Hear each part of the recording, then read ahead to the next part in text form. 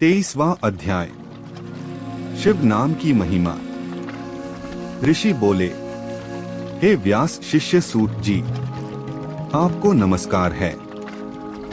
हम पर कृपा कर हमें परम उत्तम रुद्राक्ष तथा शिव नाम की महिमा का महात्म्य सुनाइए।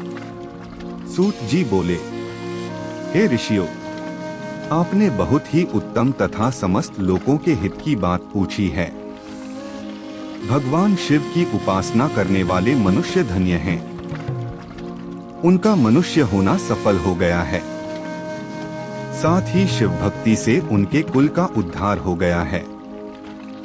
जो मनुष्य अपने मुख से सदाशिव और शिव नामों का उच्चारण करते हैं, पाप उनका स्पर्श भी नहीं कर पाता है। भस्म, रुद्राक्ष और शिव नाम त्रिवेणी के समान महापुण्यमय हैं। इन तीनों के निवास और दर्शन मात्र से ही त्रिवेणी के स्नान का फल प्राप्त हो जाता है। इनका निवास जिसके शरीर में होता है, उसके दर्शन से ही सभी पापों का विनाश हो जाता है। भगवान शिव का नाम गंगा है, विभूति भस्म यमुना मानी गई है तथा रुद्राक्ष को सरस्वती कहा गया है। इनकी संयुक्त त्रिवेणी समस्त पापों का नाश करने वाली है। हे श्रेष्ठ ब्राह्मणों, इनकी महिमा सिर्फ भगवान महेश्वर ही जानते हैं। यह शिव नाम का महात्म्य समस्त पापों को हर लेने वाला है। शिव नाम अग्नि है और महापाप पर्वत है। इस अग्नि से पाप रूपी पर्वत जल जाते हैं। शिव नाम को जपने मात्र से ही पाप मूल नष्ट हो जाते हैं। जो मनुष्य इस पृथ्वी लोक में भगवान शिव के जाप में लगा हुआ रहता है, वह विद्वान पुण्यात्मा और वेदों का ज्ञाता है। उसके द्वारा किए गए धर्म कर्म फल देने वाले हैं।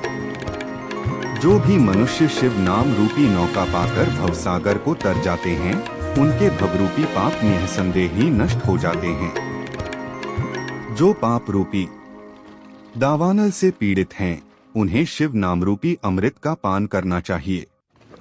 हे मुनीश्वरों, जिसने अनेक जन्मों तक तपस्या की है, उसे ही पापों का नाश करने वाली शिव भक्ति प्राप्त होती है। जिस मनुष्य के मन में कभी न खंडित होने वाली शिव भक्ति प्रकट हुई है, उसे ही मोक्ष मिलता है। जो अनेक पाप करके भी भगवान शिव के नाम जप में आदर पूर्वक लग गया है, वह समस्त पापों से मुक्त हो जाता है।